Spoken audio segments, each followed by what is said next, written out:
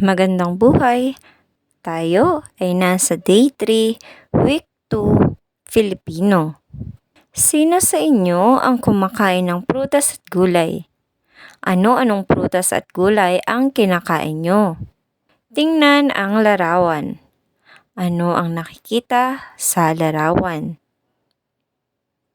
Mga bata, sa palagay ninyo, tungkol saan kaya ang kwentong inyong maririnig sa araw na ito? Upang higit ninyong maintindihan ang ating kwento, atin munang alamin ang kahulugan ng salitang ito. Nagtipon-tipon.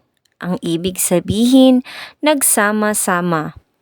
Si Luningning at ang kanyang pamilya ay nagtipon-tipon sa hardin ng kasiyahan. Handa na ba kayong makinig ng kwento? Ang ating kwento ay may pamagat na Si Luningning, isinulat ni Rosalina Arzonio. Sa isang malayong kaharian ng mga hayop, si Luningning ang pinakamagandang ibon. Matatagpuan sa hardin ng kasiyahan ang lahat ng mga bungang kahoy, prutas at gulay na kinakailangan ng mga hayop upang maging malusog at masigla. Isang araw, nagkaroon ng malaking salo-salo sa kaharian. Nagtipon-tipon ang lahat ng hayop upang magsaya. Masusustansyang pagkain ang pinagsaluhan ni Luningning kasama ng kanyang pamilya. Ngunit napansin ni Luningning si Pipoy, ang kanyang kapatid na kumakain ng mga chichirya at tsokolating dala mula sa labas ng kaharian. Bakit hindi mo subukan ang mga masustansyang pagkain mula sa hardin ng kasiyahan? Tanong ni Luningning. Mas masarap kasi ang mga ito, Luningning, sagot ni Pipoy.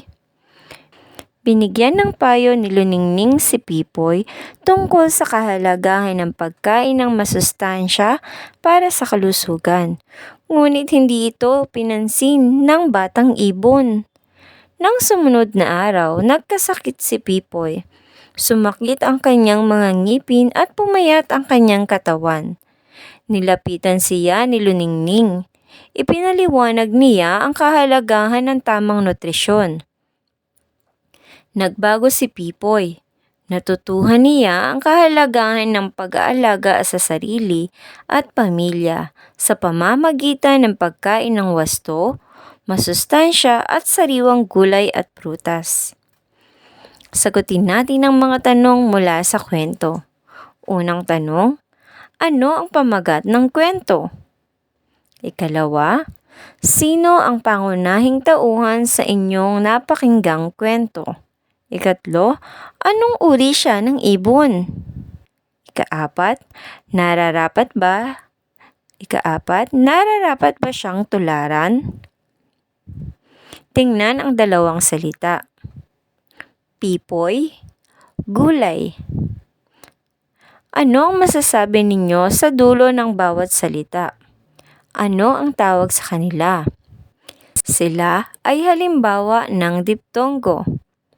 Ang diptongo ay ang tunog na nabubuo sa pagsasama ng alinman sa limang patinig at ng titik W o Y.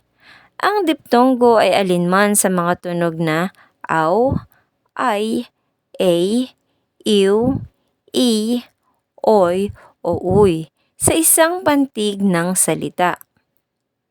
Ito ang mga halimbawa.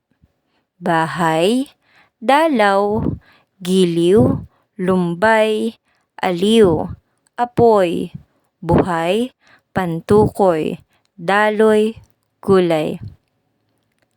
Magbigay pa ng mga halimbawa ng mga salitang may diptongo. Muli nating balikan ang kwento. Tukuyin kung ito ay ngalan ng tao, hayop, bagay, puok o pangyayari at gamitin ito sa pangungusap. Sa ating natapos na kwento, sino nga ulit ang ating pangunahing tauhan? Ano kaya ang kasarian ni Luningning? Siya ba ay lalaki o babae? Ang puno ba ay may kasarian? Ang salitang nanay ay ano ang kasarian? Ang pangalan ay meron ding kasarian. Ang mga kasarian ng pangalan ay ang sumusunod: panlalaki, pambabae, di tiyak, at walang kasarian. Ibigay ang kasarian ng mga sumusunod: kuya, lapis, pulis, hari, ninang, ninong, ate, pisara, guro, bunso. Tandaan, ang diptonggo ay ang tunog na nabubuo sa pagsasama ng alinman sa limang patinig at ng titik W o Y. Ang diptonggo ay alinman sa mga tunog na aw, ay, a, iw, i, oy o uy sa isang pantig ng salita. Ang pangalan ay may kasarian. Ito ay panlalaki, pambabae, di tiyak, at walang kasarian. Para sa pagtataya, lagyan ng T kung ang isinasaad ng pangungusap ay tama at M naman kung ang isinasaad ng pangungusap ay mali. Isulat ang sagot sa inyong kwaderno.